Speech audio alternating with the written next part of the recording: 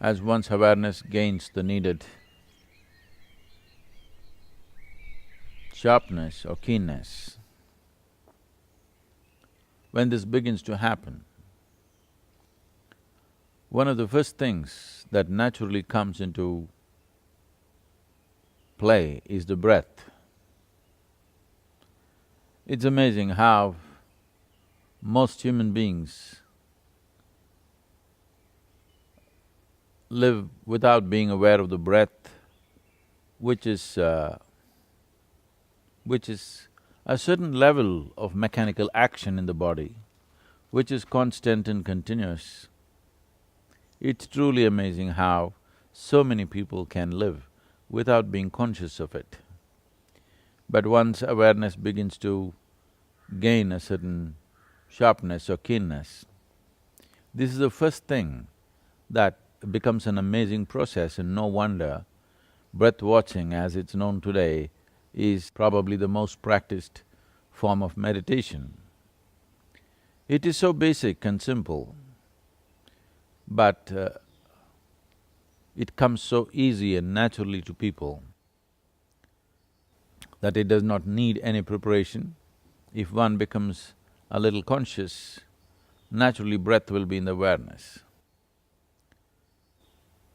Probably this happened to me when I was 6, 7 years of age, when I started just enjoying the breath, the movement of my little chest and belly in those days, how the stomach and the chest moved in rhythm constantly.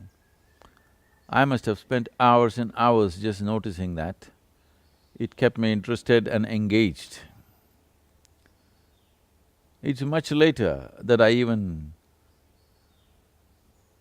the idea of meditation entered my life, but just the simple rhythm that's going on endlessly, and you cannot ignore if you're a bit conscious. So here's a poem for the breath, the beauty of the breath and the possibility of the breath. This is titled as Divine Hand. As I see the seemingly perpetual play of breath, as I see the seemingly perpetual play of breath, the breath, the maker of my body and the taker of my being, when the timely moment comes.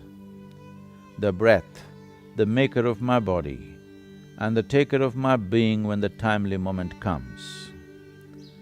This ceaseless play of the unseen hand of the Divine, this ceaseless play of the unseen hand of the Divine, me firmly held the hand, and the Maker could not escape.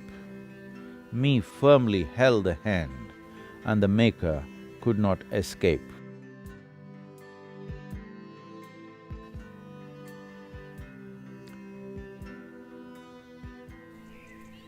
There is… I'm sure most of you have heard this chant which… the Bhaja Govindam chant, where we were talking about how Nischala Tattvam Jivan Muktihi. What this means is, if there is an unwavering attention towards something, it doesn't matter what the thing is, if there is an unwavering attention towards something,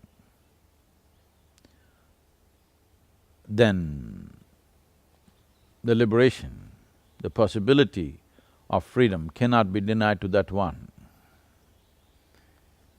Or in other words, the essential problem of human situation is a certain lack of attention. If the necessary attention is there, if the keenness of the attention and the intensity of the attention is substantial, you can open just about any door in this universe. How keen is your attention? Or how intense, how much energy behind your attention? This is all that determines this.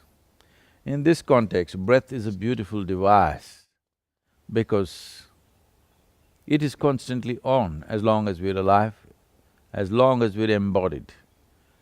Breath is on, and it's inevitable that you have to notice it.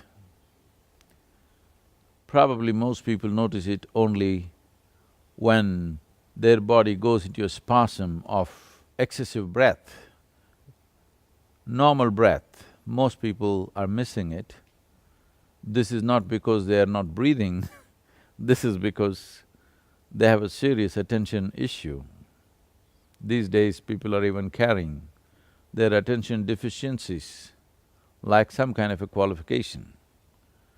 Just bringing this attention back into your lives and particularly into the life of our children is most important, because ultimately, whether it's spiritual or material, the world yields to you only to the extent you're willing to pay attention to it. For more on Mystics of India, click the subscribe button and subscribe to our channel. Press the bell icon on the YouTube app and never miss another update.